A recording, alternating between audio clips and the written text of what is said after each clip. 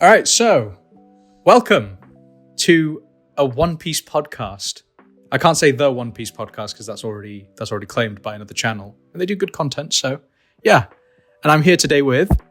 I'm Jamie. Nice to meet you. I'm formerly known as Cassette, but I call myself Jamie here. So yeah, we're here to talk slander, talk agenda, talk power scaling. Exactly. All the fun stuff, really. Exactly. And that's all. We do it for the love of the game, to be honest. We all just do it for the love of the game. Now, today we are going to be going through some topics. So we're going to be starting today with a topic that we've both been working on quite hard. So I could have worked harder on it, but we're going to be putting the Yonko crews through the fraud test. Now, would you like to explain the fraud test? Yeah, so effectively, when you think about the Yonkos and their crews, most people, when they talk about power scaling, they talk about, you talk about the Straw Hats, or you talk about maybe the Big Mom Pirates. Most people primarily focus on the captains of the crews and the power scaling between them. So you think Luffy versus Kaido, you think Shanks versus Blackbeard, these kind of arguments. But what doesn't usually get talked about that often, I think, is if you were to take away the Yonko, you would take away the captain, and you were just left with the crew, and you pitted them against each other, which of the Yonko crews would actually succeed on the Grand Line? Who would actually be able to succeed in the new world? That's the debate we're having today. Yeah. So, I mean, if you want to explain how we chose the crews that we're debating for, you're welcome to. So essentially, I'm, as you can see from my lovely friend Marco here, being placed on this table so strategically, I am a big simp for the Whitebeard pirates. What can I say? Marco's my favorite character, and I'm a ride or die for that. So, and in contrast, this schmuck here likes to shill for the Blackbeard pirates, the stinkiest motherfuckers on the ground.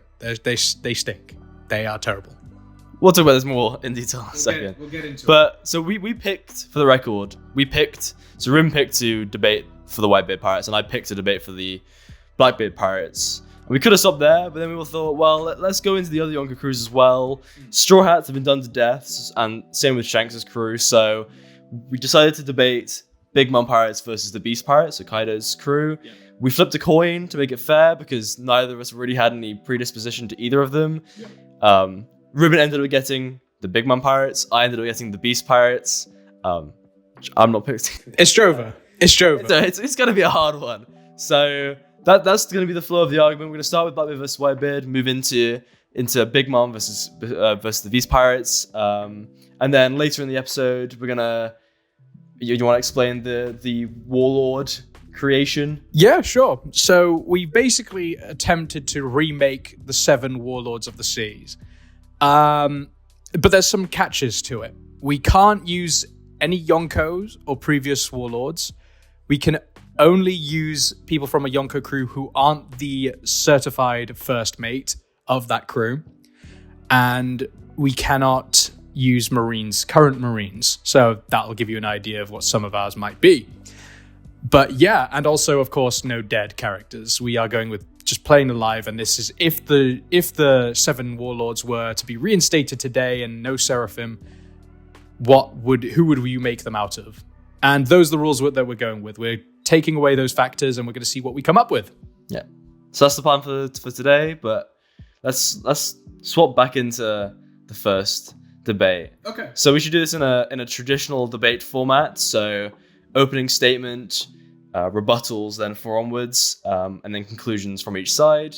So I'm going to be very courteous, and I'm going to let Reuben start with his defense of why the Whitebeard pirates would ultimately defeat the Blackbeard pirates. You are finished. In a fight without their Yonkos, without their captains. So take it away, Reuben. Okay, so let me just quickly start off by saying that people claim that the Whitebeard pirates are feetless, but can I please pose the question, how many feet do the Blackbeard pirates have? Van August shot a seagull. Crazy feat. First of all, let me just say, congratulations on that feat. We'll get into that later. That's done big moves for your feats on the Blackbeard side. They stink. The Blackbeard pirates, they are the ugliest motherfuckers on the Grand Line. I've seen no other better way of describing them than stinky and ugly. Second of all, their captain carries. Teach carries in any single capacity. Teach carries because he has one a devil fruit that negates other devil fruits and magnetizes them to him. And 2, he has Whitebeard's fruit, which is just bonkers. So if we take Teach out of the equation, keep in mind, I'm aware that Whitebeard's being taken out of the equation. If we take Teach out of the equation, they stink. That's my main argument. That's your main argument, they stink. I'm going to wait for you to play yours, and I've got counters for your character. You are not... So, okay. So I'll do my opening statement. So when I did my research, didn't need to do much research, to be fair, about the Blackbeard Pirates, because I knew a lot about them already, because I do love to glaze them. But when I think about the Whitebeard Pirates, right, we're talking about it without their Yonkos. You're taking away Whitebeard. Whitebeard, how throughout the series they phrase the Whitebeard Pirates, it's a big family. You know, you've got Whitebeard as the figurehead. He's the dad, the daddy, big daddy of the crew. Okay, you take him away, and as we've seen in the story, what Reuben, maybe you can just explain to me what's happened to the Whitebeard Pirates without a captain. I think last time I checked, they're dissolved. Vis is off, probably dreaming of his fight with Mihawk. Marco's stalling every character he ever meets. You know, Josu's probably gone. He's dead. He's probably to some gem in some ring somewhere. The Thatcher, he's already dead. He was gone. The crew is dissolved. Blackbeard's crew, Teach knows that he can trust his crew, his 10 Titanic captains, to do as they please and to get the job done that they've all set out to do. Such as how we've seen in Egghead with Van Orga and Katarina Devon being on their own separate mission. How we saw, if you take Teach out of the equation, you saw Doc Q and Burgess handling law. Handling law. Manhandling law. I'll let you speak. And and then obviously you got like Pizarro chilling out on Pirate Island, you know. So Blackbeard's crew, without their captain, they would still survive because they're such a strong crew within themselves. They would not. Their captain, he is strong. I agree. Teach is incredibly busted, but you're undermining how well the team works together. Even if they have like disagreements, like how they thought Burgess didn't trust Kuzan coming into the crew. Doesn't matter. They still get shit done, right? White Pirates, who knows what they're up to? No one knows what they're up to, apart from Marco. That's the only person we know what's up to currently. We've not seen any other White Pirate come back in the story since. Because if they did, it would throw the balance out of whack. Go on. Tell me why. Right. First of all, I don't know what schlop you're throwing out by saying that the Whitebeard Pirates have no coordination without their captain. Are you talking about the Blackbeard Pirates who essentially, in any fight that they're in, with Teach present, the rest of them get bodied? And Teach doesn't. Pizarro with Fuller Lead. That's one example. No, Shiryu with Fuller Lead. He had to hide and if he took that fight with Garp, he would absolutely... No. His devil fruit allows him to... You can't say he has the invisible fruit, the clear clip, where he can go invisible. And you can't say, oh, bro is hiding. He's using his devil fruit to the maximum ability. Am I wrong? That's like saying, oh... Am I wrong? Marco's is unfair because Marco's flying. He's allowed... He can regen with his devil fruit. Yeah. That's unfair. It's not unfair. But he's still hiding. What I'm saying is... Okay, let's think else. When Katarina Devon and Blackbeard went to Amazon Lily, Katarina Devon got absolutely diffed. We don't talk about diffed. The problem with Amazon Lily, Burgess, is because they had to, like, ultimately we knew that they weren't going to get away with stealing Hancock's power. So realistically, they had to show Hancock scaling up to a level of a Blackbeard Titanic captain. Otherwise, if Rayleigh hadn't turned up, it would have been a walk in the park because Kobe's was useless back then, before his incident on Full Lead. So let me say something else, right? Whenever the only successful thing that the Blackbeard Pirates have done individually of Teach is on Egghead, where Devon and Van Orga went to go and touch Saturn because that's all they had to do. They didn't have to beat anybody. They did not have to beat anybody. That's your problem. Now, let me ask you this. Whenever an individual Blackbeard Pirate, without Teach there, has taken a fight, have they won?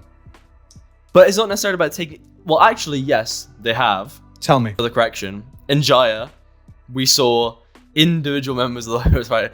Sure, they were fodder, but they're still fighting. But, okay, and this is the problem that I have when people try to diss on the Blackbeard Pirates, is that yes, for the most part, because we've seen so little of them in the story, attributing feats to them of what they've achieved is a little bit harder. So when you look at what they've achieved, you have to think more along the lines of how little of a bum they are being. No, you have to think about what they've actually achieved individually. So I'm going to start listing a few feats, okay? Feats, okay.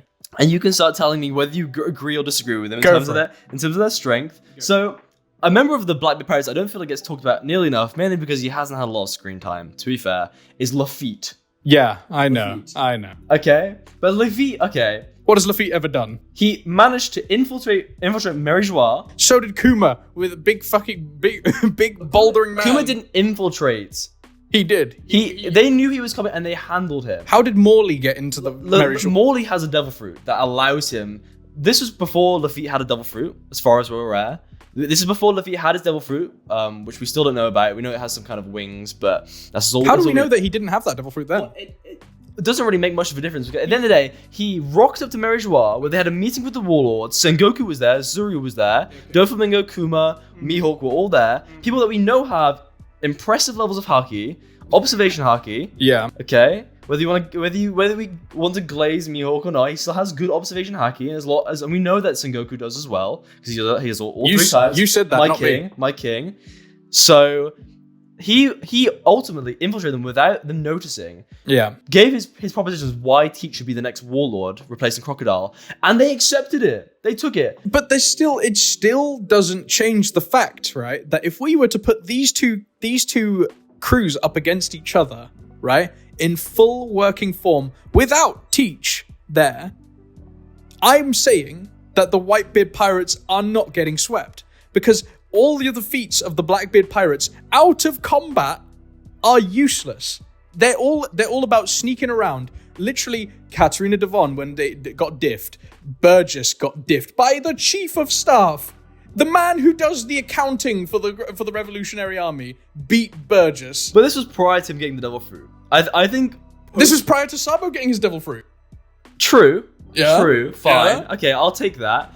And where is Burgess ranked on the hierarchy of the Blackbeard Pirates? So he's the first captain, Burgess. But I think that the reason why Burgess got ranked as first captain is not because it's because of I guess kind of longevity as well as strength with the Blackbeard Pirates. What you're saying is that each of the ships that are under him, no matter if the number, are equal in power.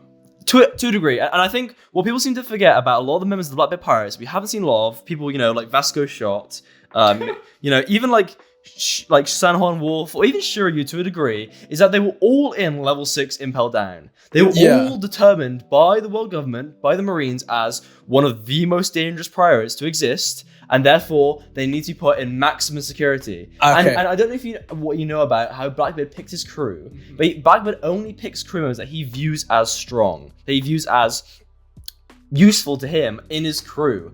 So when they did the Impel Down breakout, which I think a lot of people don't know, is that Blackbeard made the level 6 inmates fight amongst each other, and whoever won in their cell block effectively became the members of the crew. So that was Devon, Shot, that was also Pizarro and San Juan Wolf. Yeah. Those four all individually beat other level 6 inmates to get their place, to win their place. Like the Whitebeard Pirates, you just rock up to Whitebeard and go, I think you're my dad. I'm going to be a part of your crew now. What's wrong with that? And he accepts it. There is no strength test. There is no observation of ability.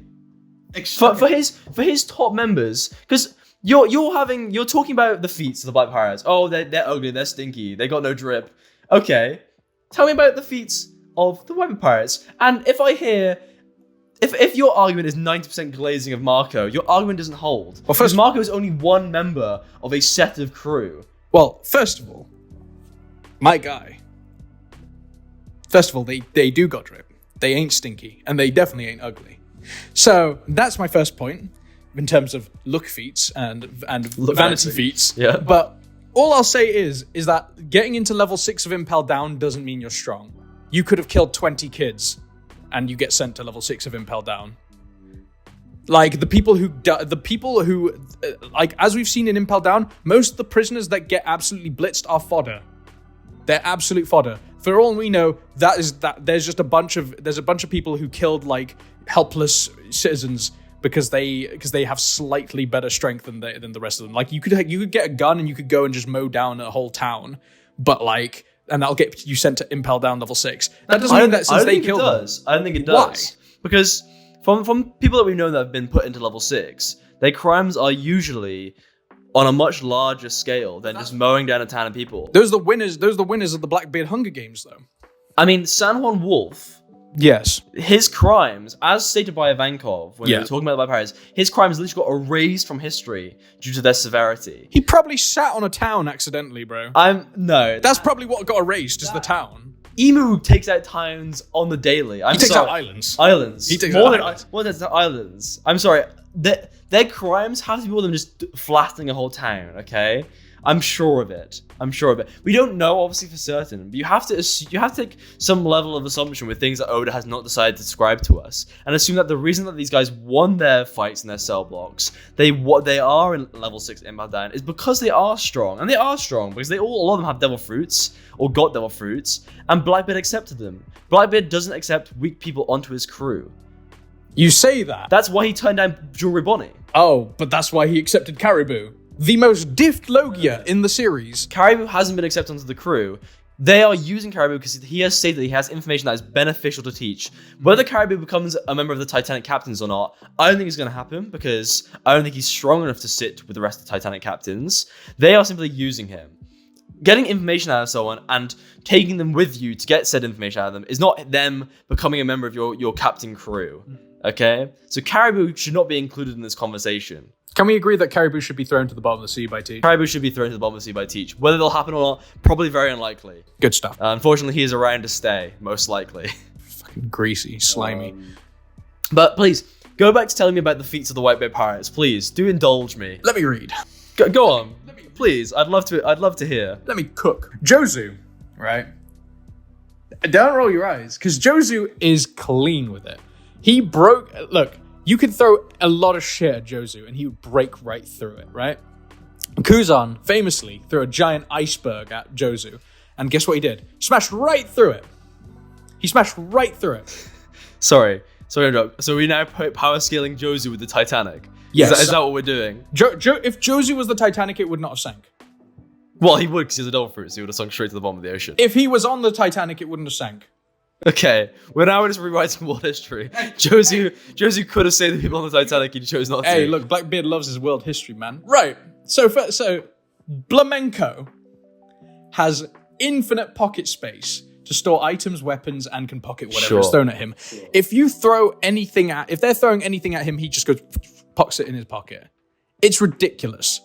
Literally in the wiki, it says infinite pocket space. But infinite pocket space doesn't imply that he's going to be able to catch everything. Because of the speed that some of the Blackbeard Pirates move at, I don't think Blamenko is going to respond. The speed that some of the Blackbeard Pirates... Some of them. Let's talk about Van Olga and Shiryu. Those two have insane speed feats. No, Shiryu has insane disappearance feats and reappearance feats. And Van Olga's accuracy is arguably highest. I still think you can make a very strong argument and say that Van Olga has the best accuracy in the One Piece verse. His feats for accuracy... Yes, I know what you're going to say. The birds. He shot the birds. He shot a bird. There are other feats that he's also had. He shot Cracker's giant ass biscuits. Now, it is anime only. I will clarify.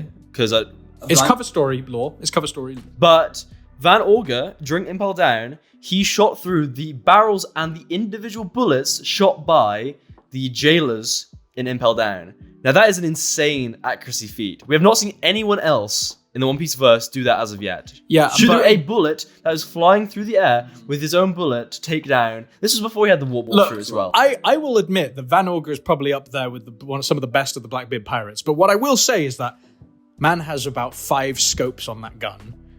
Of course, you're going to see things at a minute scale. I'm sorry, but like if you get Usopp did insane levels of accuracy with a slingshot in his eye. If you took away Van Olga's contact lenses, are you telling me that he wouldn't fail? We're not going to power scale people's sight ability. This is unfair.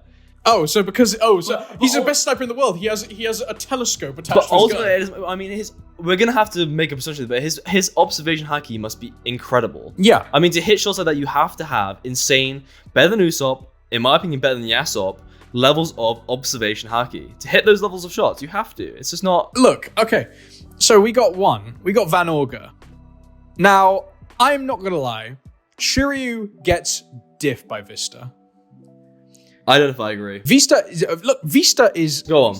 We've clearly seen it. He stalled Mihawk, the goat, apparently. He's not my goat, he's your goat.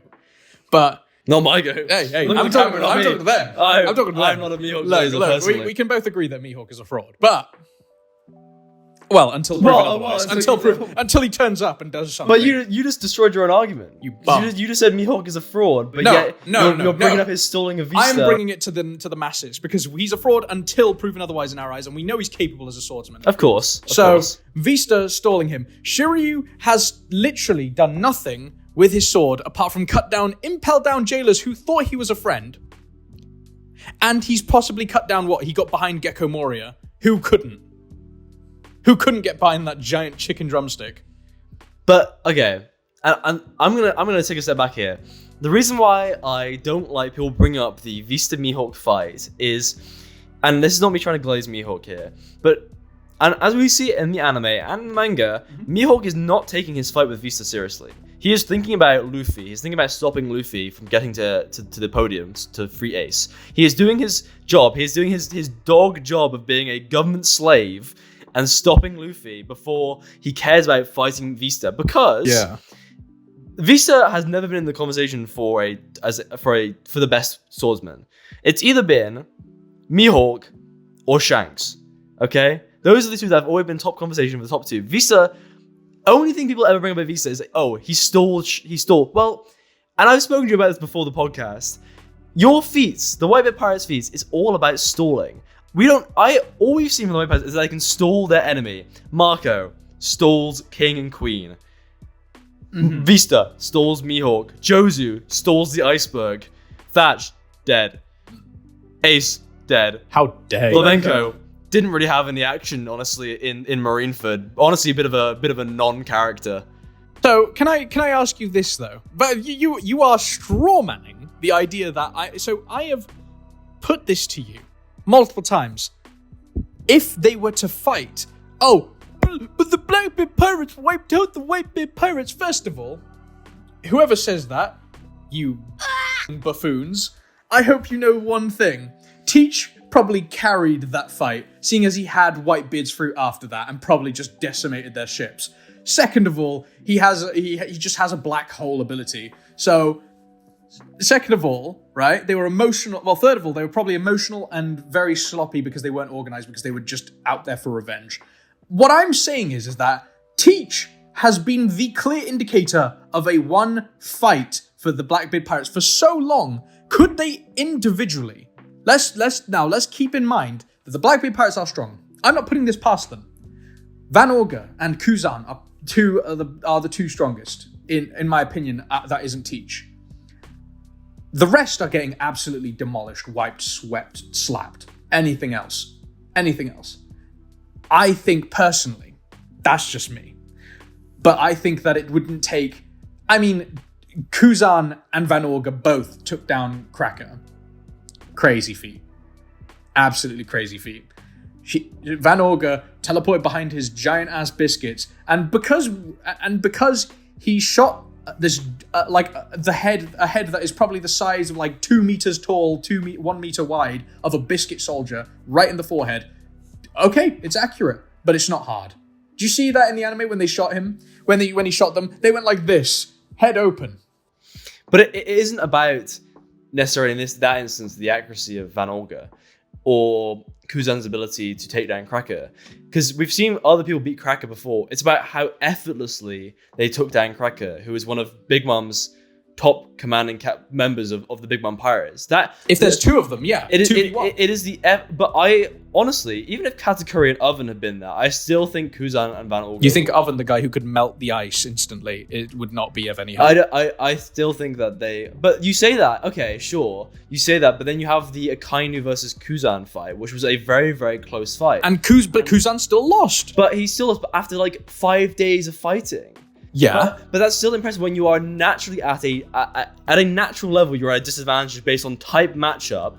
Just talking about like video game logic, like fire beats ice, and he still took him to 5 days and almost won. That's still really very impressive. Yeah, but can we keep in mind? Oven is nowhere near on the level of Akainu.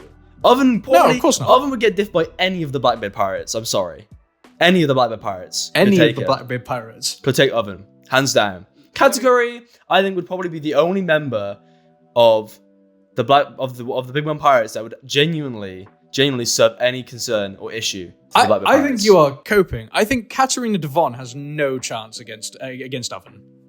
What are you talking about? Katarina Devon has shape-shifting abilities. So far, literally nothing else. But it's about combat skill as well. Yeah, we haven't seen great combat skill out of Oven. But anyway, we're getting sidetracked because we're talking about Big Man Pirates now, which is going to be next. We're talking about look, we're going to get into fucking game statistics, AoE, code of attack. Let's. I think a lot has been said. I've still not heard many feats from you about the White Pirates. You can give me a few more. I'm gonna start reading. I will jump in when I think there's something to be said, and then we'll do closing remarks. Okay, I'm going to start listing. Flamenco, Infinite Pocket Space, we've covered that. Vista, we've covered him. Rakuyo went up against Kizaru and looked unharmed after he had a confrontation with Kizaru, who, let's keep in mind, has only been diffed by Luffy in Gear 5th. Keep that in mind. Well, who else? Well, maybe not diff, but we've seen him be intimidated by other members. By Ben Beckman. Yeah. Until otherwise proven, he's the first mate of a Yonko. So that's still pretty damn good. Now let me keep on going. Rakuyo he's also very fucking strong. Now, if I remember, look, you know what, enough about Rakuyo. Let's keep on going. I'm gonna stutter. Namor, Fishman, easy W in any watery situation. Sure, Dirty Fishman, great. Pull the Fishman out. Look, do you see what Law's crew did to Blackbeard's crew with just 2 members who could use water into their advantage? But this is, again, but now when we talk about, the situations of the battle, I could say, if Pizarro was on an island, well, then he's at an advantage. He still lost to Kobe. Okay, but this is like Kobe with plot armor. No! This is Kobe with Garp training. And honest to God, yes, I don't think I would probably rank Pizarro pretty down the list in terms of the Light Pirates. He's at the bottom with like Doc Q and probably Vasco Shot in terms of, and Carrion in terms of who I rank in terms of who I think is the strongest. But you're talking about they went up against Kizaru and didn't look terrible. But lots of people have done that and they've walked away relatively unscathed. True. But let's keep in mind how fast Kizaru clears up his targets when he actually goes. When he wants to. But I don't think Kizaru was taking it 100% seriously, as he usually doesn't. I mean, we know that he takes it seriously when the job is given to him. But I don't think he was taking it seriously in Marineford. Because Kizaru could have 100% stopped Luffy, and he simply just failed. Okay, but that's plot armor. That is plot armor, agreed, sure. But there's other characters in Marineford that he could have dealt with. Okay, but let me finish off listing. Finish off. I'm still waiting. I know you've got a few more. We got Blenheim. Yeah, go on, please, go on. Tell me about Blenheim and his feats. We got Blenheim. He was able. He's strong, man. Really? Stronger than Burgess with the strong fruit. Listen, Josu is clearing Burgess. Don't even talk. We're not gonna, no, not a chance. Listen. Blenheim was able to carry Josu after he was beaten unconscious. He was carrying him on his back when they were retreating. He is strong. He's lifting Josu. Listen, that's strong, man. Curiel. Well-known Whitebeard pirate Curiel. Yes, up there with Whitey Bay. He took Gecko Moria head on. And he also tanked a direct hit from Akainu and survived. Guess who didn't tank a direct hit from Akainu? Ace? I was leaving that up to. Oh. That was kind of readable. Well, okay. I mean, I kind of did fight other people as well. But he has also anime only feats. But since he brought anime only feats Sure, into it, I'll bring it in. I'll allow it. He also can shoot rapid fire with great accuracy, as we see when he shoots down Gekomori's little shadow bats. Very in successive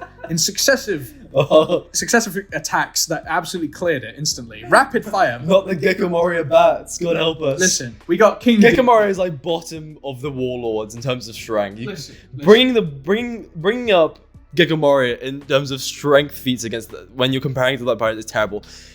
You bring up members of the crew, but when you match them to hit their opposing members, right? Okay, Curiel, he can shoot fast, rapid shots. Okay, Van Olga can do that 10 times better. Okay, how about you talk about your favorite main man, the only member that I genuinely, when I think about the White Pirates, I think about who actually would I actually think would be a cause an issue to anyone on the Black Pirates?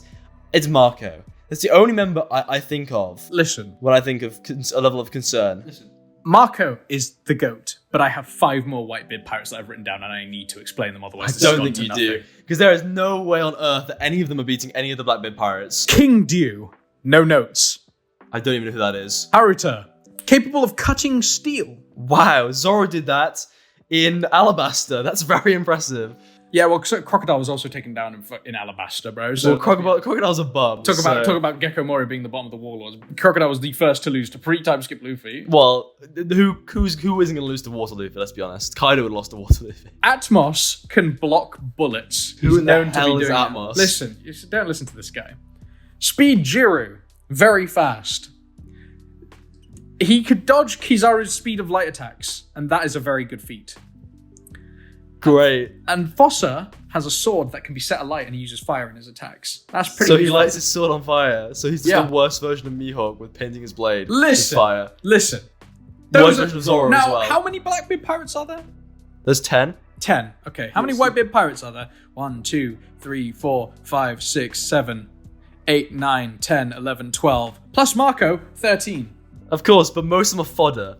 I dropped my ring. There is no way that you think blasphemous statement. There's no way that you think about 75% of those members are going to do anything to any members of the Blackbeard Pirates. Anything to any of them. You think Katarina Devon is doing anything? You think Shiryu is honestly doing anything? If he's a swordsman, keep in mind, a swordsman is not a 2v1er. A swordsman is a character that has to get locked into a 1v1 with another swordsman. If he doesn't beat him, he's useless. I think Shiryu could take Vista. He would. But in that time, he's being locked into that fight. He's not clearing Vista. But we're not talking about whether they clear or not. We're talking about who's gonna win. I think with the Devil Fruit, we know that Shiryu is strong. Shiryu in the past, they've literally stated. I think it was when they escaped from Impel Down, and they see Akainu and Sengoku, and they talk about what's happened in Impel Down. Yeah, they mentioned that Shiryu was on the same level as Magellan. He could have taken. He was like chief jailer, like head of jailers. Like he could have been the warden if he wanted to. Mm-hmm. But then obviously his actions in Impel Down, how he treated the prisoners, got him pushed into level 6. Yeah, it turns out he's a psycho. He could take on Magellan. He was at the same level who caused so much issue for both the Straw Hats. He could not take on Magellan. Well, they've literally said that he could. If Magellan didn't cover the fucking place in disgusting vile slime. Yeah, if he didn't need to take a fat shit every 10 seconds. Yeah, and if he didn't cover himself with that giant dragon. That is just Magellan's drawback, but that still means that Shiryu would have ultimately taken the W. Right. Look, you need to talk about Marco here before we wrap up, because ultimately, I don't think you have any of the Whitebeard Pirates can take on the top 3, 4. I mean, even we spoke about this. Even if I take out Kuzan, who I think is just insanely overpowered. If you take out Kuzan, you are finished. I don't think I am. You are finished. I think that the level of power between Burgess, Van Olga, Shiryu... Burgess has no feats apart from he threw a mountain. Which is mighty impressive. Because have we seen anyone of his size and stature throw a mountain? Hold on. Yo, 1v1 as Whitebeard Pirates. Give me a second. Let Burgess run 10 kilometers that way and lift up a mountain for the next 10 seconds. Oh, I'm sorry. In a range of this, in any kind of range which they could reach, Burgess would not be able to. It's like Spirit Ball. It's like the Spirit Bomb from Dragon Ball, charging it up. If they didn't stall to let him do that, he wouldn't be able to do that. His mirror image that you talk about is Jozu, and his feat is the same but worse. He just cracked an iceberg in half. It's hardening, which is very good against a strong fruit. I don't think so. I think with Haki and his Devil Fruit, which basically is like the better version of Arouge's Devil Fruit, I think that from what we've seen of Burgess, we haven't seen anything yet. I think he's way stronger. The fact that he's A, the first captain, B, he now has a Devil Fruit, I think he's way stronger than people are taking him for. I think that he doesn't get enough credit for starters. Yeah, because he took a pipe to the face and got half his head blown off. But this was true. But he still face tanked a full direct hit from Sabo with the Marimaro no Mi. Yeah. And also took a direct hit from Sengoku. Do you know who tanked a hit from Akainu and survived? None of the Whitebeard pirates. Oh, let me find his name again. Definitely not Ace. Find his name again. Curiel. I don't remember that. He literally go watch it. You are watching it back again. You will come up to the point. Curiel gets tanked he tanks a shot from Akainu and he lives. But tanking just okay. Oh, sorry. Tanking doesn't what? No, tanking is important. Don't get me wrong. But just because you have to have other feats alongside the tanking. Yeah, which fucking Burgess does not have. Has the Devil Fruit. What? He has a fruit. And he's the first captain, which implies that he's one of the strongest members. It has to be. It implies it. Like it how doesn't Marco mean he is the will. strongest member of the Whitebeard pirates because he is the strongest out of all of them. Yeah, and you think Marco clears? Do you think Marco clears Burgess? I don't think he clears. You don't think he clears? No. He stalled Big Mom. He stalled King and Queen at the same time. Okay, but Burgess has got nothing on those guys. And I think we need to go.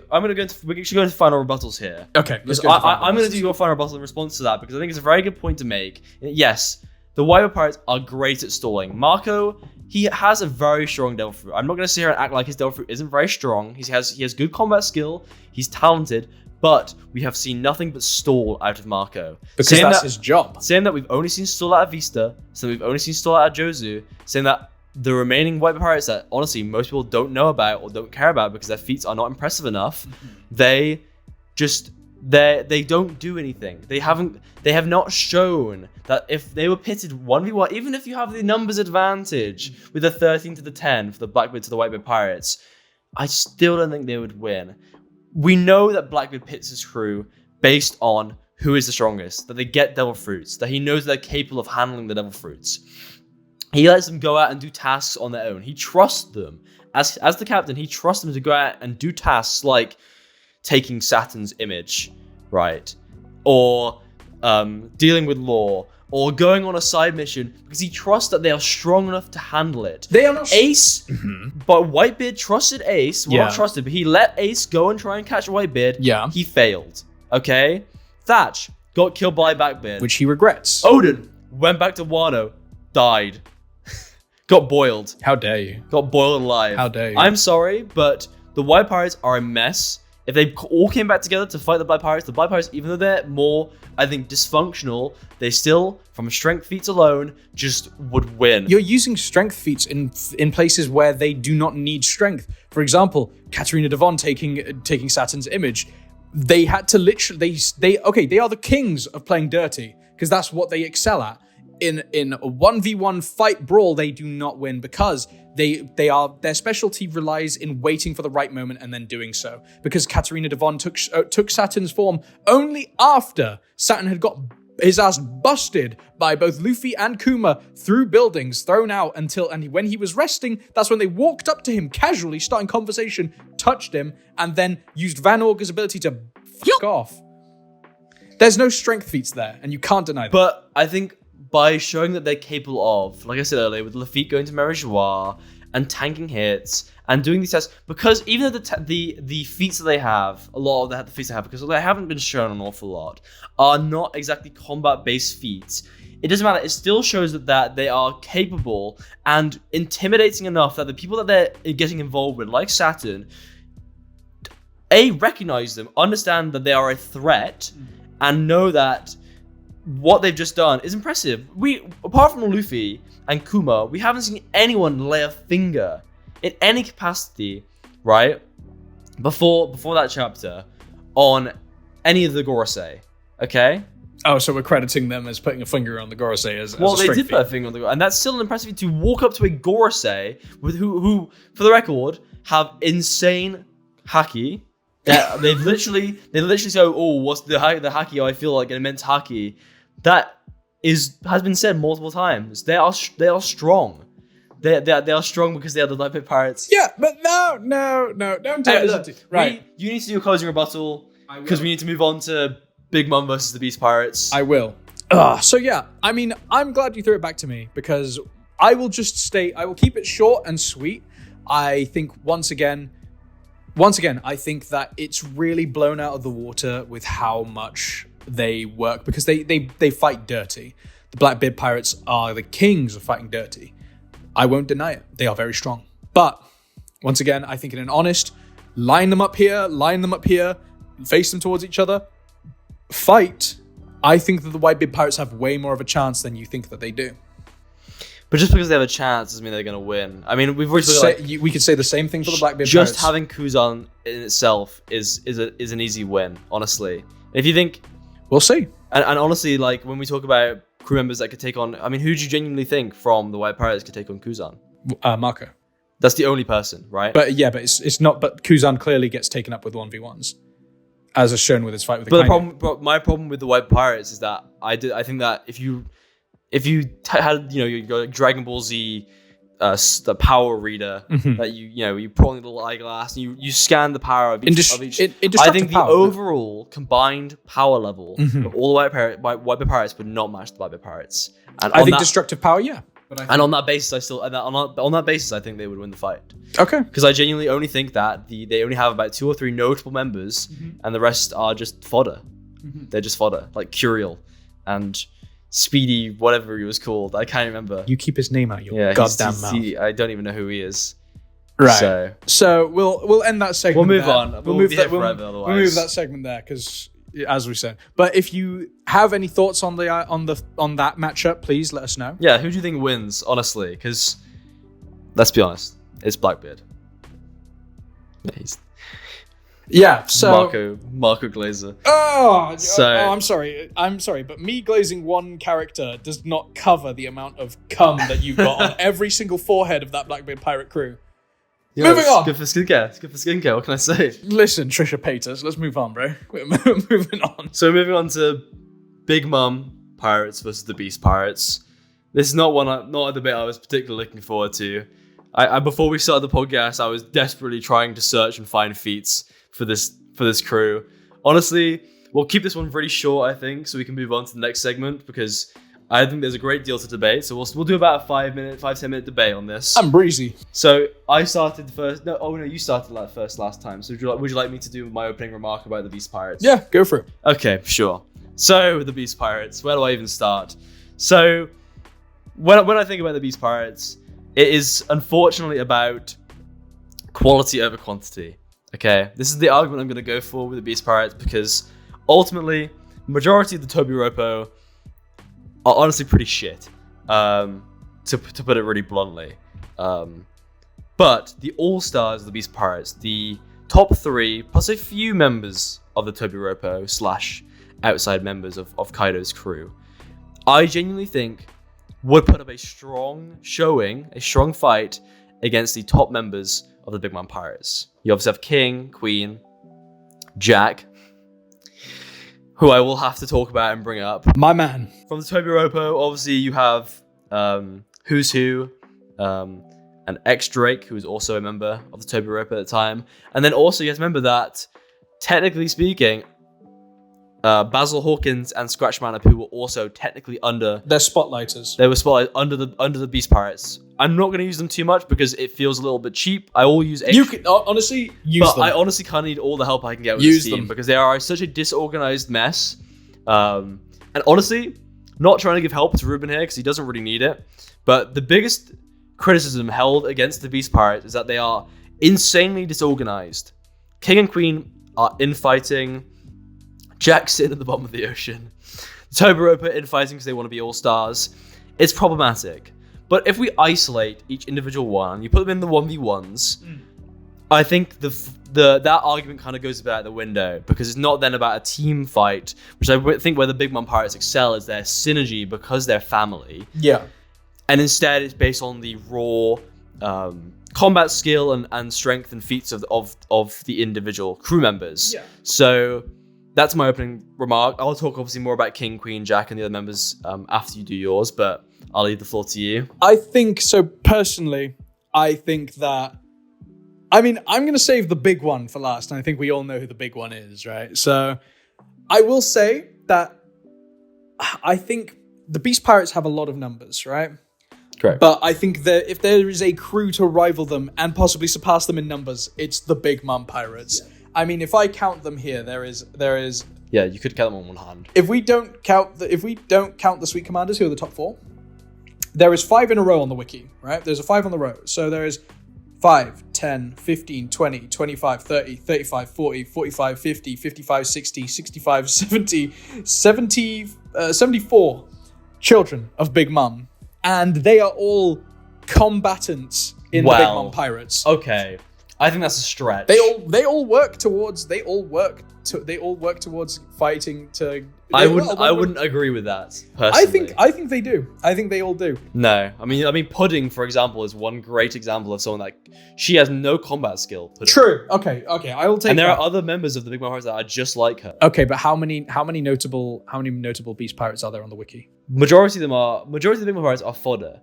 I think when you talk about the Beast Pirates, the majority that will get brought up is the 3 All-Stars, and then the Toby Ropo, and then a few Spotlighters. And that's maybe about 10 to 15.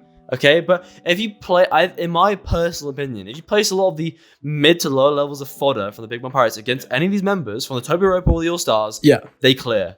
Okay? The Toby Ropo and the All-Stars clear.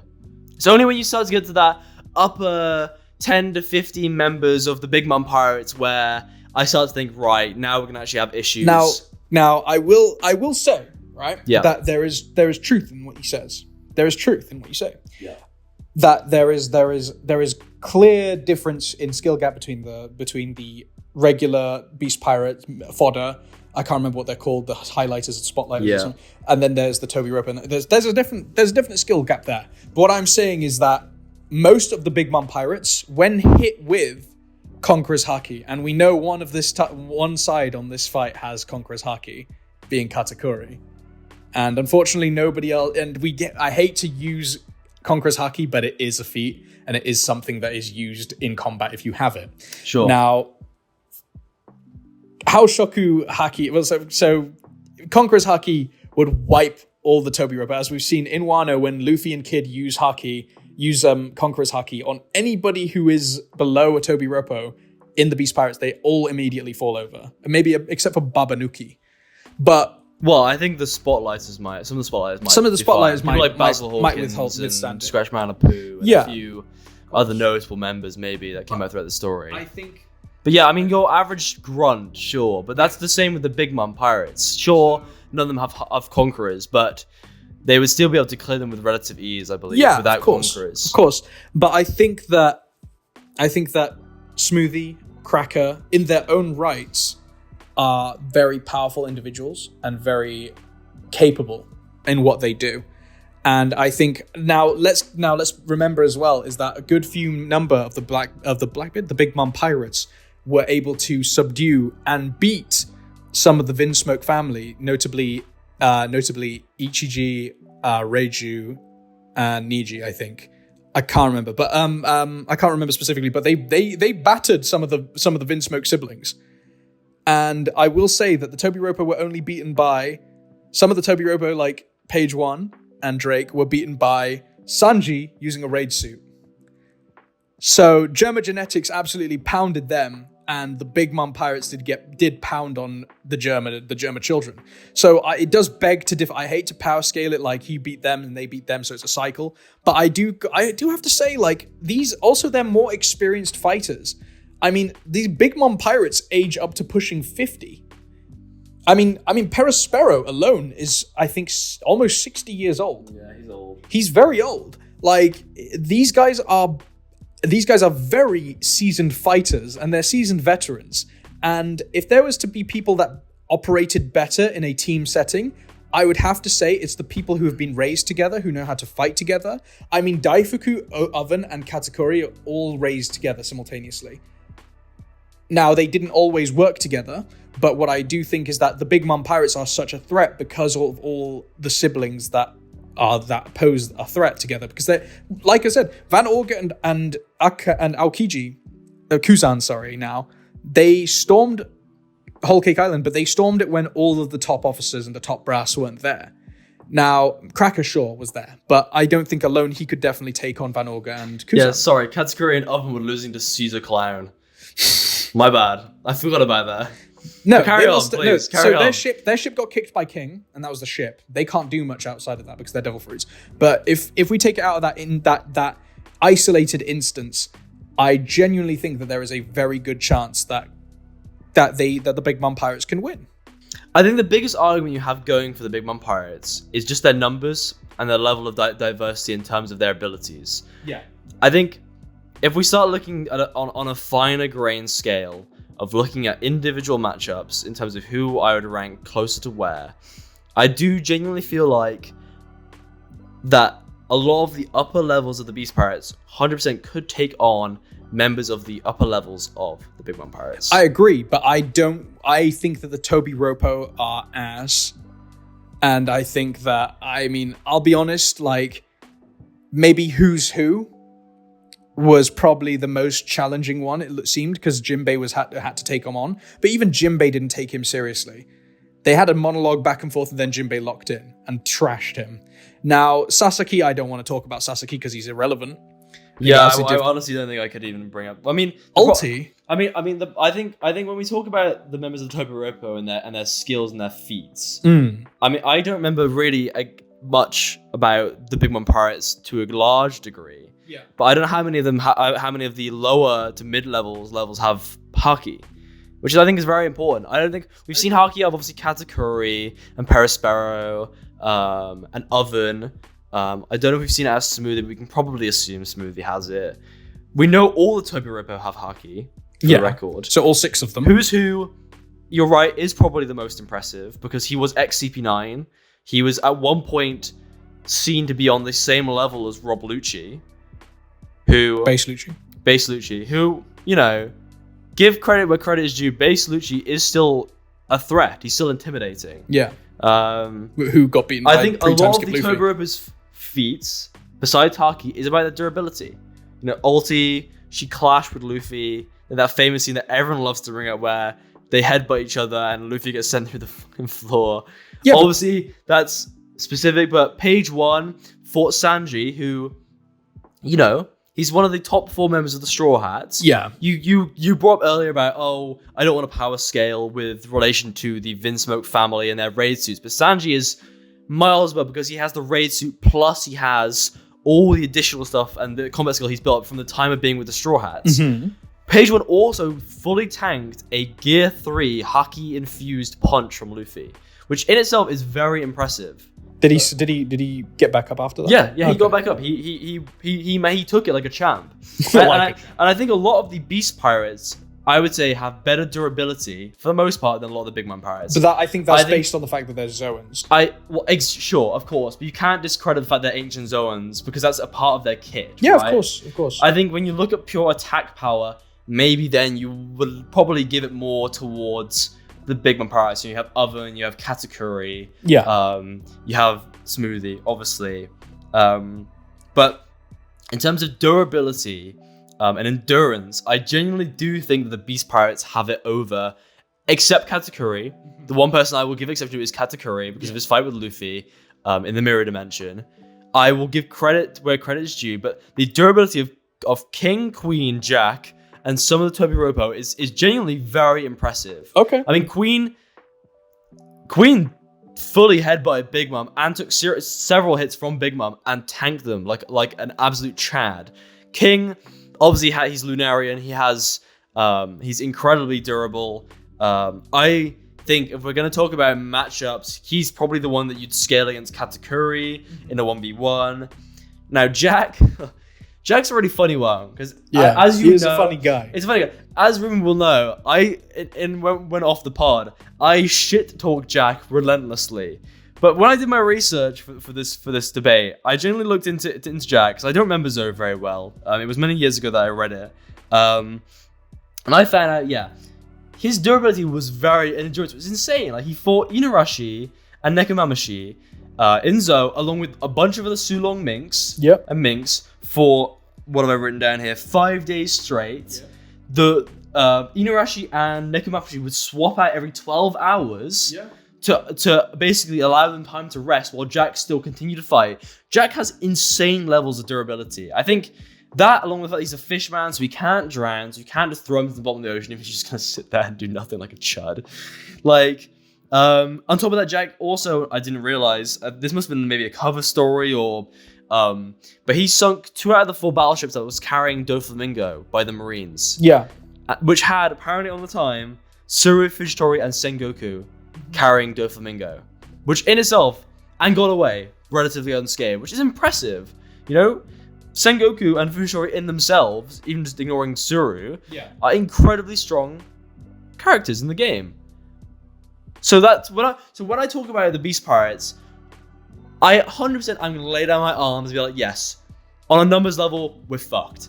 On an offensive level, we're also probably fucked. Apart from maybe King and Queen, and maybe Who's Who, we're kind of fucked. But on a durability and endurance level, and just not stalling per se, but extending it to the point where your opponent is running out of steam, like Katakuri did with Luffy, it's incredibly important to have. And I think honestly, it would help them win a lot of the battles they would end up having against the Big Mom Pirates. Okay, I think it's a fair argument. So my point would be with Katakuri and King would be that these are the two that we kind of want to see, the big hitters. Now, I would say that King has a very good chance against Katakuri. However, I just don't think he'd win. Now, because the question is that would you consider Zoro could beat Katakuri? That's a really contentious question because I think a lot of people have asked that question. Like, would Zoro, at his current stage, or the stage that he was at when he beat King, could he, if he fought him at the exact same time when he was healed up, fought Katakuri, would he have won? I think yes. I think Zoro could have won. Okay. I think it would have been a very tough fight. I think it probably would have been tougher than his fight versus King, but I genuinely do think that Zoro could be. I think at this point in the story, I think Oda, as a writer, would expect Zoro to be winning that fight at this point in the story. If your primary second in command, the man that's going to be king of the pirates, cannot beat a character that your MC beat many chapters ago. At this point in the story, after all these power-ups, that's probably a bit of an issue with power scaling. I think I agree to the fact that if Oda's put a straw hat against a character, they're gonna win. I mean, Ulti lost to Zeus with Nami. Ulti lost to Nami technically, but I would say that Katakuri versus King, it's an issue of the fact that Katakuri has distance that, you know, Zoro does not have. Zoro had to make that distance by running up to him and so on and so forth and slashing him and throwing slashes. But Katakuri naturally has an awakened devil fruit, which none of the beast pirates have, which allows him to, 1, manipulate his environment, and 2, even reform his own body, giving it properties of a Logia. That's a special grade paramecia for you. So the only issue I would see is that King's Flames could possibly weaken the constitution of Mochi. But even then, he's solidified it and he's covered it in armament haki to the point where it's harder than steel. I don't think that heat is going to be an issue if you cover it in armament haki. And I think that, I mean, King is seen throwing flames that are shaped like dragons, so on and so forth, and he throws out multiple attacks that can be guided with the flames. As he's seen before, as he shows like the, you know, shooting projectiles at Zoro. I think that Katakuri can match that, but then also has the stamina to take on that fight. I think one of the biggest detractors, because honestly, and I know I meant to defend the Beast Pirates here, but I think in a general matchup, I probably would pick Katakuri over King. But I think one of the advantages King has is his Devil Fruit, and the fact that he can fly. He has insane... Of course. His mobility and his speed is much faster than Katakuri, in my opinion. He's incredibly fast. We saw the speed that he was moving at. Obviously, animators have creative liberty to show how strong a character is, of course. Obviously, we can take everything with a grain of salt. It's difficult. But I genuinely do think, from a speed perspective, I think that King has Katakuri beat. Okay. If King wanted to play the long game with Katakuri, he could 100% win that fight.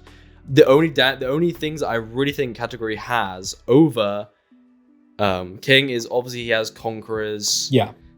We know his observation is impressively good. Yeah. It's incredibly good, honestly. Like, probably one of the top in the verse. Mm-hmm. Like, and from that perspective, it becomes very hard to then say, well, yeah, King's attacks most likely are the higher damage, the higher AoE.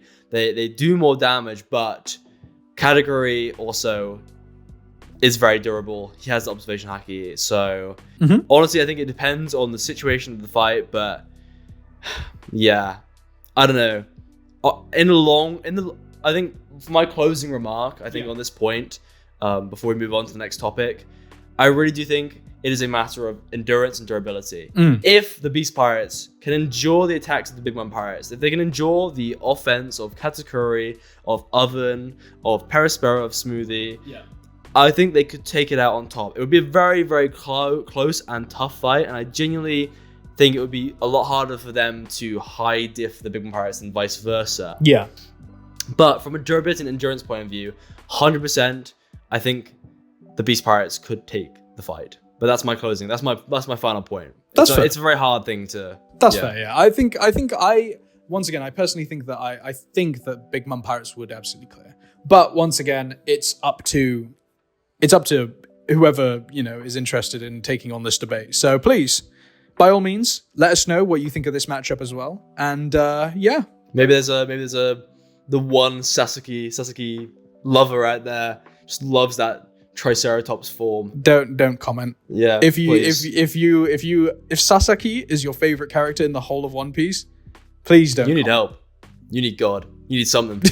Maybe a strong drink. Something. Speaking of drink, let's get into the next segment. Yeah. As we said before, we are moving into the next segment, which is the reforming of the 7 Deadly Warlords. Well, yeah. 7 Deadly. So let's paint a little picture here. Let's paint a story to get the listeners' imagination flowing. Let's do it. So, the Warlords have dissolved.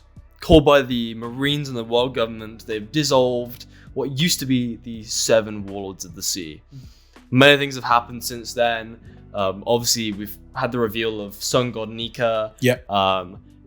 Countless Yonkos and other strong members of the pirate world have fallen to newer, up-and-coming generations. And after the events of Egghead, the Gorosei are concerned. Yes. Because Luffy has run rampant. Vegapunk is currently giving his speech that's going to turn the world upside down. And the world government realize that they need more firepower. They need more hands in the game to go out and handle their dirty work for them. Amen. So that they can sit in their Mary Joie office and chill and I don't know, play darts or something, whatever they do in their free time. All for the sake of peace. All for the sake of peace. And prosperity. So, as a result, the 7 Warlords, much to the dispute of Fujitora, was reinstated.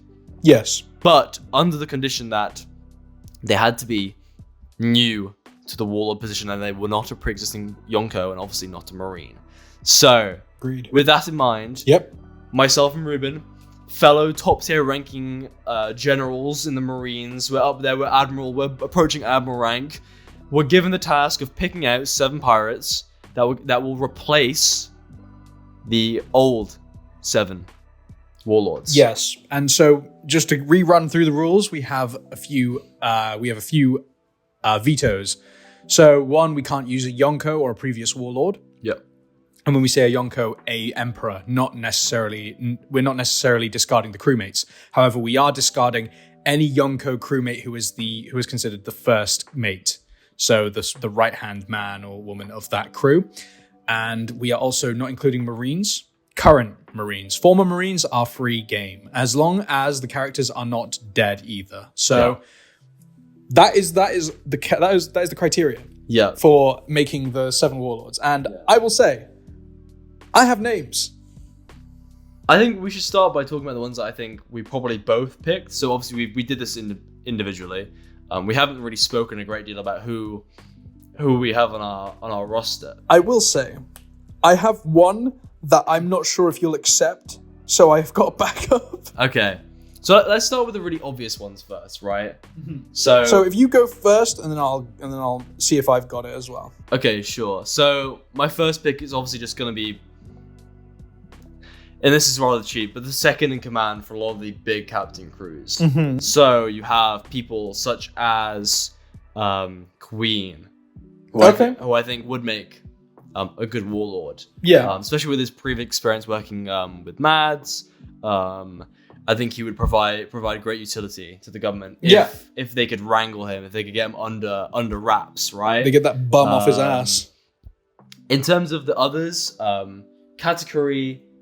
So we'll shoot back and forth. Okay, so did you have Queen on your list? No, really? I didn't.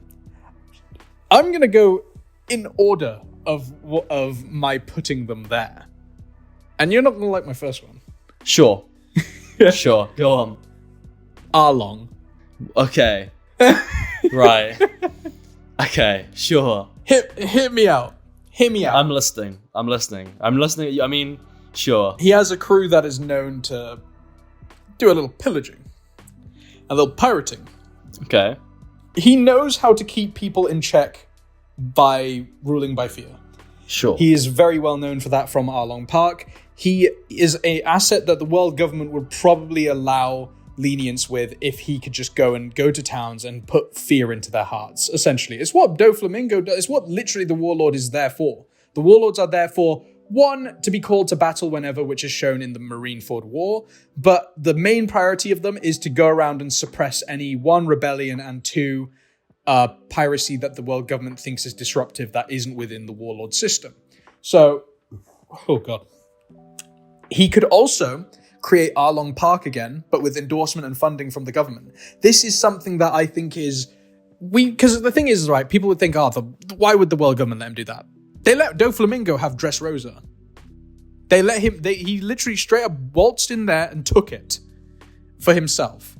Like, they let Gecko Moria harvest people's souls to keep them prisoner there on Thriller Bark to be able to do so. Why wouldn't they let Arlong have a slave army of humans or like enslave humans in Arlong Park? Because the world government does not care about what happens to regular civilians as long as their agenda is kept in check. And I think Arlong would keep that agenda. And moving on is that he's already worked with corrupt government officials.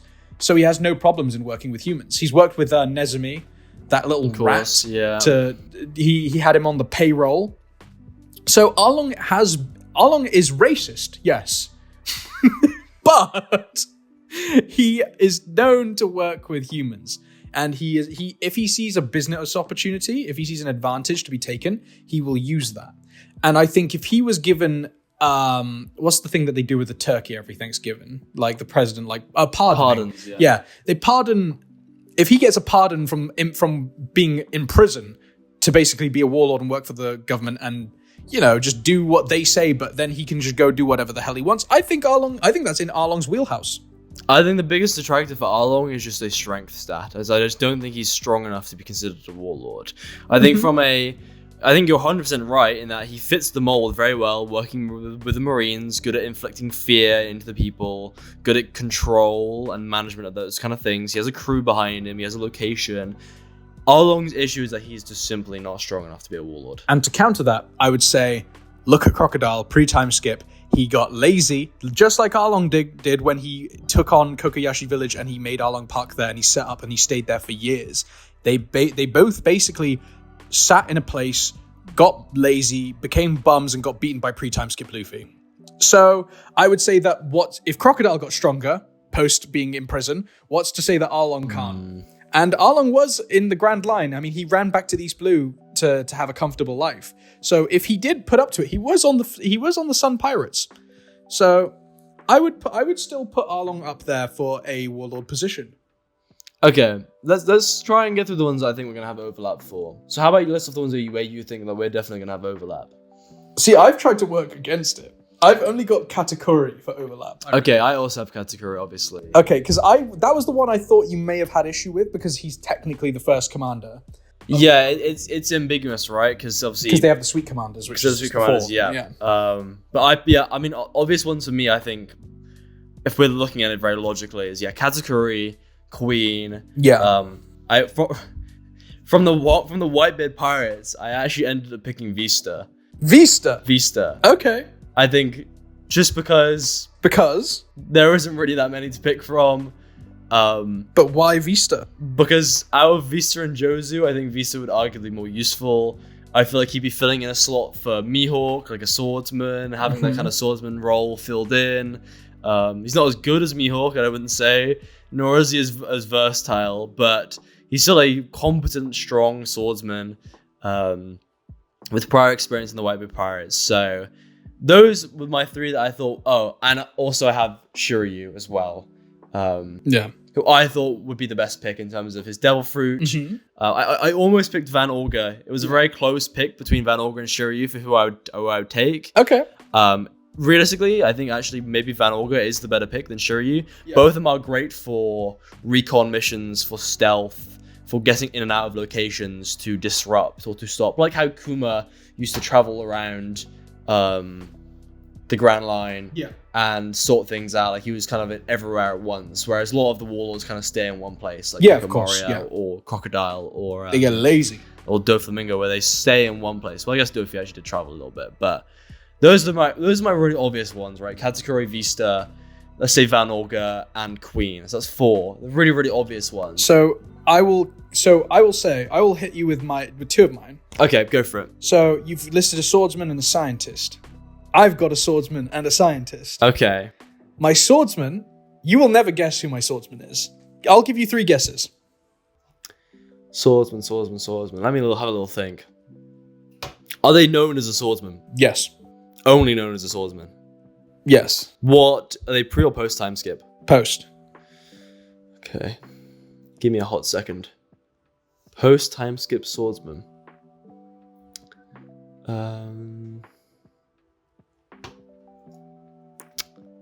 Is my light on? Oh, no, it's not. I think it lost battery. Oh, no, it's on. Oh man, what arc? Or is that going to be too much of a giveaway? Wano. There's a lot of swordsmen in Wano. Wano swordsman. You will not get it from just Wano, because there's so many swordsmen in Wano. There is a lot of swordsmen in Wano. I will give you a hint even further. Okay. They're a red scabbard. Ooh.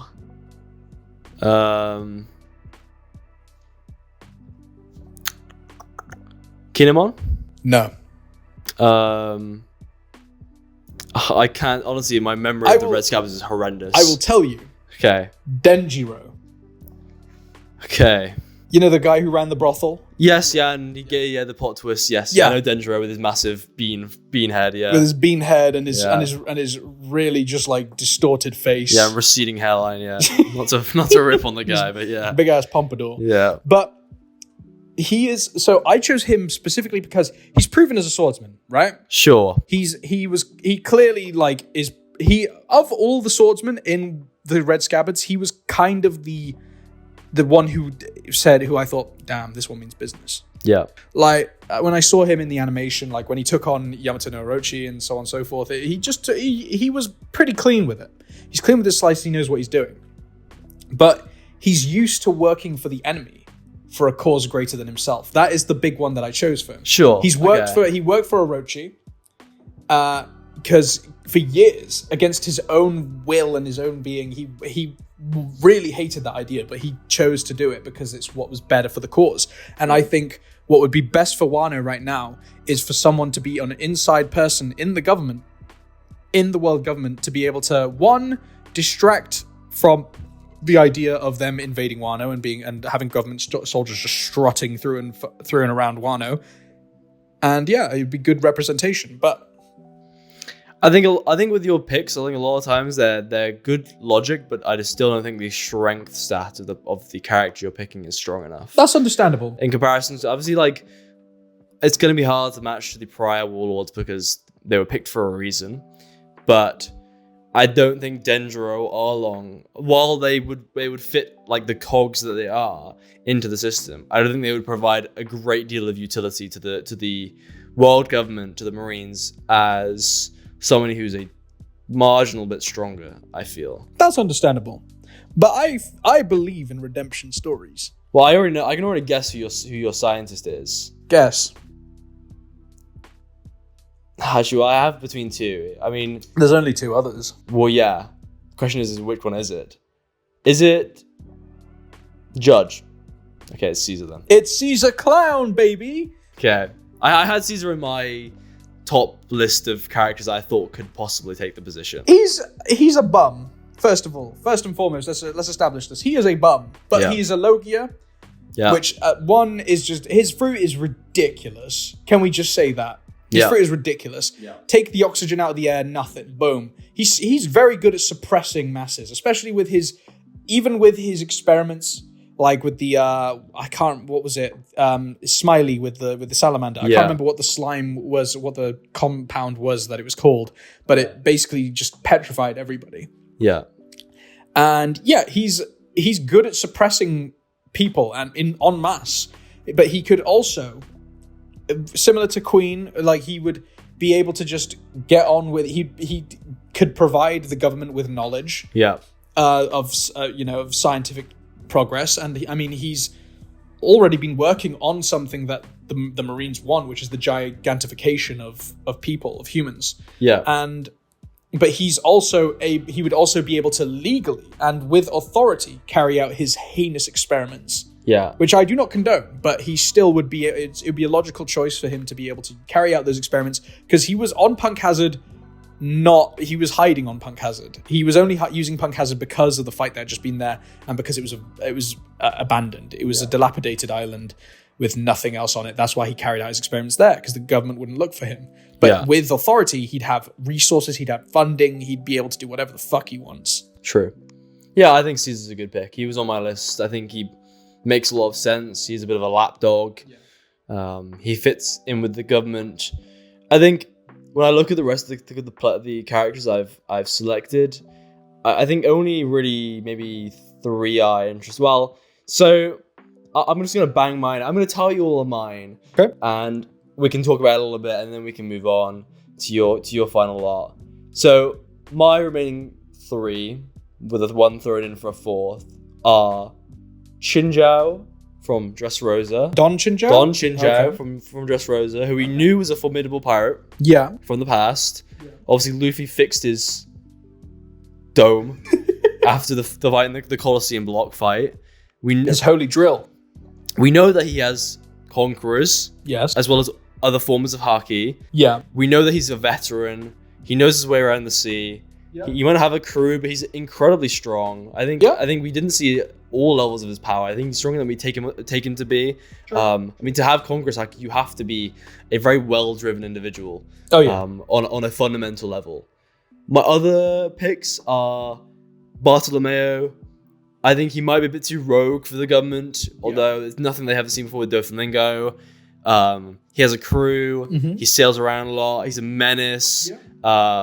His barrier fruit is incredibly strong. Very good at just handling situations. Okay.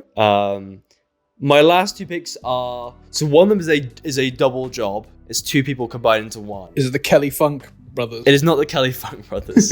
No, they should make the list. They're already signed up. I feel like you have to have them as a joint package. You could have one or the other, but it feels kind of wrong to separate them. Is it the Yeti brothers? And that's Dory and Brogy. I think as a duo, they would make very, very strong warlords. I mean, we've seen, obviously, what we saw on with them earlier in the story. They looked very impressive. Obviously, they sliced that goldfish in half with the remaining power of their weapons.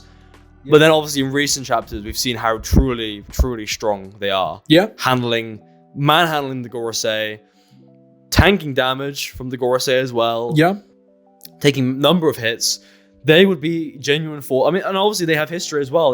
They were revered as one of the most feared and ferocious crews back on the Grand Line. Of course. I would personally, I would say that to this and the Don Chinjao one is that why would they work for the world government? Well, that's the question. Like, obviously, it's hard to justify for a lot of them. Yeah, would they actually want to take the plea from the world government? Yeah. For Don Chinjao, maybe he just wants peace from because obviously you don't have a bounty on your head then. Yeah. For Dorian Brogy, it might just be to liberate them, to give them more freedom to do as they please. Obviously, they're already fairly free, but it might give them resources to bring back to their homeland, to Elbath, to support their people. Honestly, justification for why they're a warlord might be a little bit harder, because at the end of the day, how I chose my list was really based on if they got called out to a situation, if the war government or the Marines needed them to do something, would they be capable of achieving what they wanted them to do? And I think I think Dorian Brogy could 100% do it. For my final pick, before I let you finish your list, this is my wild card pick. Yeah. And this is where my logic kind of goes straight out the fucking window. But my pick is Foxy to be a warlord. Foxy. I think Foxy could be actually a decent warlord. Strength, sure, he's actually really lackluster in strength. His fruit is pretty good. The slow fruit is not bad. It gets shit on a lot, but I think that's because of the user, not because of the fruit. He has so many crew members. Yeah. His crew members in themselves, if put into a combat scenario, probably would be quite good. You know, you have Chiquitita, you have Fishman, you have people from all. It's almost like the Big Mom pirates with people of all different races to do all different things. Yeah. Foxy could be like that softer, intermediate pirate that goes around the earlier parts of the Grand Line, and deals with pirate crews that are not a big threat. Yeah. And, you know, he effectively neutralizes them by stealing their crew members. He makes them less of a threat later down the line by taking their core great members in ways that are non-violent. Yeah. And obviously not every pirate crew would want to, you know, are as stupid as Luffy and agreeing to sign up for Foxy's games. But obviously the Davy back fights could be a great way of dismantling crews early in the Grand Line to minimize how many pirates are pushing to achieve the One Piece, to go towards the One Piece. Okay. And the Marines then have less to deal with on their hands. Yeah. And that was my logic kind of behind it. So, but he's a wild card pick for sure. Yeah. Yeah. That's anyway, please tell me your remaining. Was it 4 you got left? I revealed Arlong. Yep. Denjiro. Yep. Caesar. Yep. And Katakuri. Oh, of course, yeah. Katakuri. So I've got 3. 3, left. Yeah. So, my first of my 3. Okay. So, my first of my last 3. My 5th pick for the Warlord. It would be Carrot. Okay. Now, interesting. Yeah, question would be why? First of all, Sui Long form just goes hard, right? The Sui Long form just goes absolutely hard. Then, but it also guarantees Zoe's safety. So, as a ruler, she must consider her people first and foremost. That is an important thing, and you know it's why Kuma did what he did to become a warlord. Is that he chose other people before himself. Correct. And yeah, I mean it also just gives amnesty for your kingdom, and maybe not necessarily always in the best of ways, but it would help Zoe, especially with the minks and everything, just to be able to just chill a little bit more. And then my sixth is, let me make sure I got that right. My 6th is Drake, ex-Drake. Okay. So I don't know if I would take Drake. That's the thing. Because he's technically, yes, he's technically a full Marine, correct? Yes, but he was under he was working for Sword. This is the one that I think you would. Yeah, this is the one that I thought you would definitely I think it blurs the lines a little bit, but I'll allow it. You'll allow it? Give me your reason. I want to hear your reason. Okay, he is technically a Sword member. Yeah, not an actual Marine because the Sword is separate from the Marines. Sure, fine. But it isn't public knowledge. Only we, the viewers, know that he is a Marine. Sure. Okay. Yeah, I'll allow that. I'll allow it under that logic. And he can technically. Why wouldn't the government be like? Yeah, he can fill a seat, and he's just an insider. Yeah. Like, he's technically filling a seat as a warlord, and he's technically a pirate. Yeah. But he's got that loyalty that is guaranteed towards the world government. Sure. Now, I've got one just in case if the viewers don't accept it. I know you've allowed it, but if the viewers don't accept it, I put Kiros.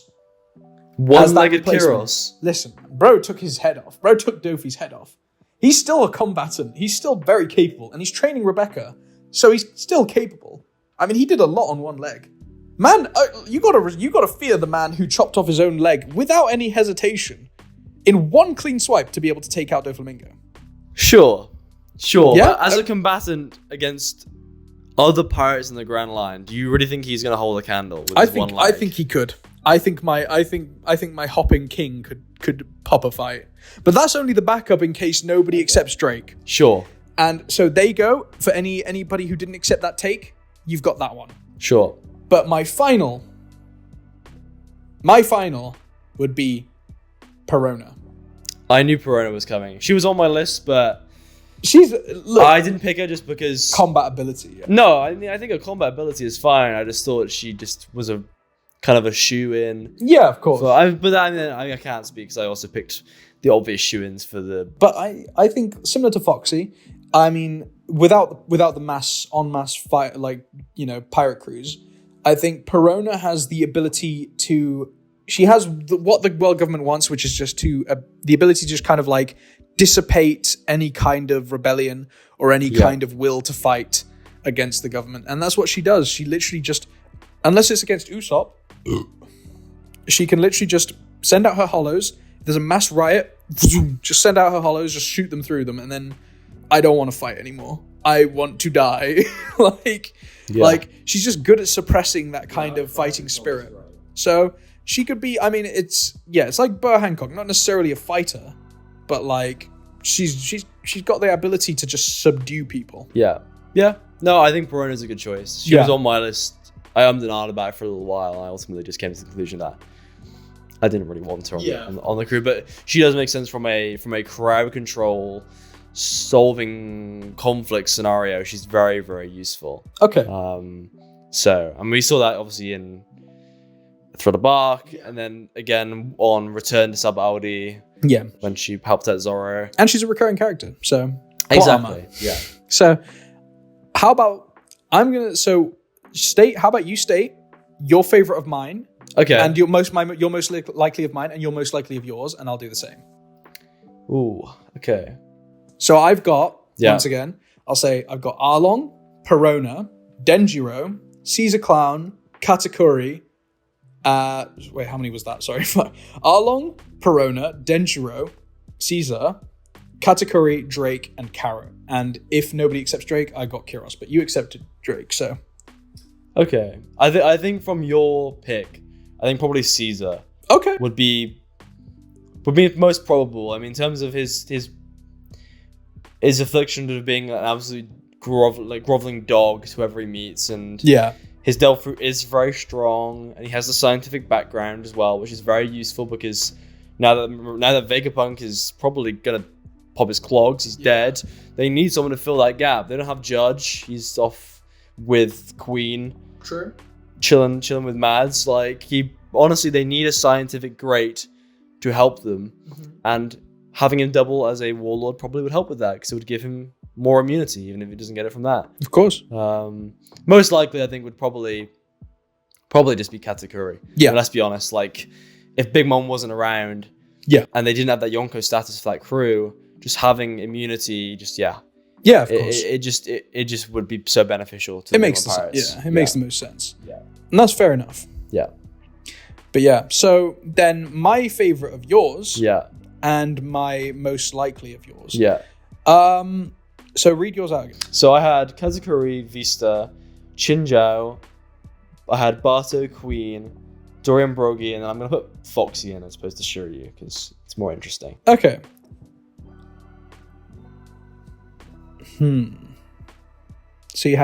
So say the first three again. Katakuri, Vista, and Foxy, and then Chinjao, Bato, Queen, and Dorian Brogy as a pair, if you allow that. Okay. Because they kind of are joined at the hip anyway. Yeah, of course. So I think I would go with I would say my favorite would be Vista. Okay, yeah. Sure. My most likely I think would be Bato. I think he would. I mean, the thing is, right, is that he is a bit of a wild card in which he ransacked Shanks' land. But I think that if he could become a warlord and then he has amnesty by the government to go and spread Luffy's name in, for the sake of the Straw Hat name being spread across the world, then I think he could do it. Do you think the world government would allow that though, with their current viewpoints on He Luffy wouldn't care. and I mean, Nika? for all I know, he could get fired from the Warlords the minute he does that. But I reckon that he would do it. He would accept the position of Warlord to go do that, then get fired and deal with the consequences afterwards. Yeah, he is a top 1% meat rider. He is a generational glazer. Butter's got to hop off it, bro. So, okay, that's good. Yeah, I think our picks are not too bad. Yeah. With the I mean, obviously, viewers, I mean, like the ramification, like the requirements that we had for picking the crews made it very difficult to pick a balanced set of warlords. Yes. Obviously, the reason the warlords, the pre-existing warlords, were the warlords because they were designed by Oda to fill that role in the story. Yeah. So it's very hard to put characters that were not designed to be warlords into the warlord position. Yes. But obviously, let us know how we did. If you have any suggestions or if you have a favorite, yeah, do let us know. And yeah, I think this is about where we're going to be wrapping up. Yeah. So I'll let you take it away. Sure thing. So thank you so much for watching this. If you made it anywhere through, I really appreciate that. We really appreciate that. And thank you for tuning in. Once again, please decide to comment your takes on any of this garbage that we decide to throw out.